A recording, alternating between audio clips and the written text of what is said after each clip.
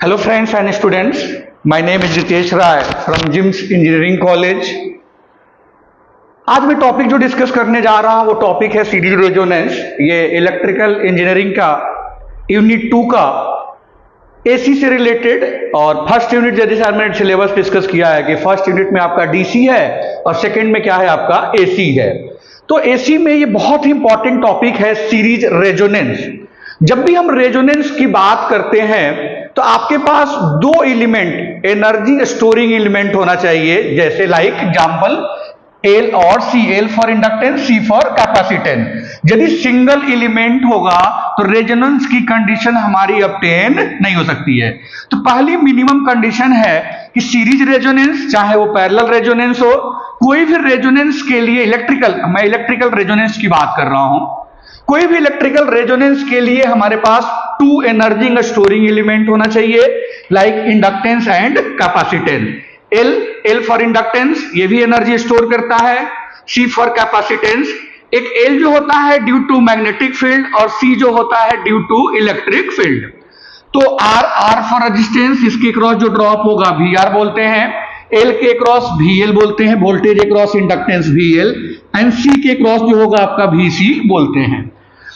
Supply हमने AC supply दिया है, V equal to V naught sine theta, और हम जो ट्रांसमिशन, जनरेशन और यूटिलाइजेशन में जो सिग्नल यूज करते हैं in the form of sinusoidal use करते हैं। रीजन बिहाइंड दैट कि जिस शेप में ये ट्रांसमिट होता है उसी शेप में क्या होता है आपका ये रिसीव होता है।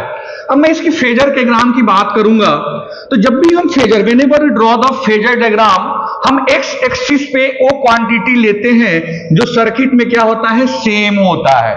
ठीक है, तो ये सीरीज है, सीरीज सर्किट है, तो सीरीज सर्किट में हमेशा सेम कौन सी क्वांटिटी होती है, करंट होती है। तो एक्स एक्सिस पे मैंने क्या ले लिया, आई ले लिया। आर के क्रॉस में यदि प्योरली रेजिस्टिव होगा तो current and voltage are in same phase. In the case of inductance, यदि प्योरली इंडक्टिव होगा तो voltage lead pi by 2, current से जो हमारा वोल्टेज होगा पाई बाई 2 क्या करेगा, लीड करेगा। और कैपेसिटेंस के केस में हमारा क्या होगा, वोल्टेज जो होगा पाई बाई 2 से क्या करेगा आपका लैग करेगा। तो ये आरएलसी सीरीज सर्किट का फेजर डायग्राम है। हम करते क्या है, फ्रीक्वेंसी को चेंज करते रहते हैं, और एक टाइम आता है जब क्या होता है आपका voltage across inductance is equal to voltage across capacitance. ये दोनों क्या वोल्टेज हमारी होती है, इक्वल हो जाती है। Both voltage across inductance is equal to voltage across capacitance, और यही सीरीज रेजोनेंस का केस होता है। मतलब for series resonance,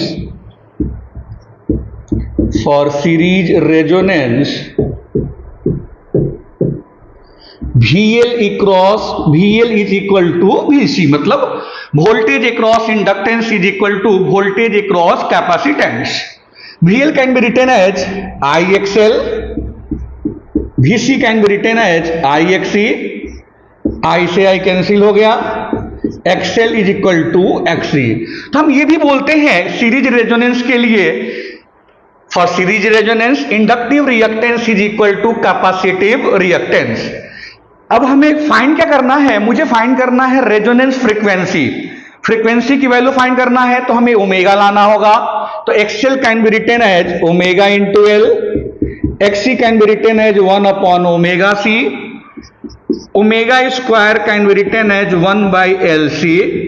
as we know that omega can be written as 2 pi F, और रेजोनेंस फ्रीक्वेंसी है, दैट्स व्हाई मैंने क्या लिख लिया 2 पाई एफ आर। इसको और सिंपली सॉल्व करते हैं, this can be also written as 4 pi square F R square equal to 1 by L C. और यहां से यदि मैं एफ आर स्क्वायर की वैल्यू निकालूं तो ये होगा 1 upon 4 pi square L C, और मुझे एफ आर रेजोनेंस की वैल्यू निकालनी है, this can be written as 1 upon 2 pi under root L C. तो इसको बोलते हैं सीरीज रेजोनेंस फ्रीक्वेंसी। और इसको डिफाइन कैसे करते हैं? The frequency eight which series resonance is occur, मतलब जिस फ्रीक्वेंसी पे सीरीज रेजोनेंस होगा उसको बोलते हैं सीरीज रेजोनेंस फ्रीक्वेंसी। और इसकी वैल्यू क्या होगी? F R equal to 1/2 pi under root L C. तो जब भी सीरीज रेजोनेंस होगा, ये बड़ी इंपॉर्टेंट चीज है कि जब भी सीरीज रेजोनेंस होगा तो एक्सएल इक्वल टू क्या हो जाता है? एक्सी। इट मीन्स जो जेड होगा इंपीडेंस इक्वल टू क्या हो जाएगा आपका? रेजिस्टेंस हो जाता है। तो जब हम करंट की वैल्यू फाइंड करते हैं, current I can be written as V by Z, और जेड सीरीज रेजोनेंस के केस में क्या हो जाएगा? आर के इक्वल हो जाएगा। तो आर की वैल्यू जो होती है यहां पे मिनिमम होती है, दैट्स वाई करंट की वैल्यू जो होती है मैक्सिमम होती है। इन the case of series resonance the value of current will be very high, इसीलिए हम सीरीज रेजोनेंस को एक्सेप्टर सर्किट भी बोलते हैं। एक्सेप्टर सर्किट, ठीक है। ये बड़ी इंपॉर्टेंट चीज है कि जब भी सीरीज रेजोनेंस होगा तो करंट की वैल्यू हाई होगी, मैक्सिमम होगी, that's why series resonance is known as acceptor circuit. फिर जब सीरीज रेजोनेंस होगा तो आपका पावर फैक्टर, ये इंपीडेंस इक्वल टू रेजिस्टेंस हो गया, एक्सएल इक्वल टू क्या हो जाएगा आपका? एक्सी हो जाएगा। पावर फैक्टर कॉस फाई की वैल्यू 1 हो जाएगी। रीजन बिहाइंड दैट कि voltage and current are in same phase, दोनों सेम फेज में होगा। जो हमारा क्वालिटी फैक्टर होगा QF 1/R under root L by C. जो क्वालिटी फैक्टर है ये डिसाइड करता है, क्वालिटी फैक्टर ये डिटेल में नेक्स्ट वीडियो में मैं डिस्कस करूंगा। Quality factor is ability to store energy across inductance and capacitance. Quality factor ये बताता है कि एल और सी के क्रॉस कितनी एनर्जी हमारी क्या होगी? आपको स्टोर होगी।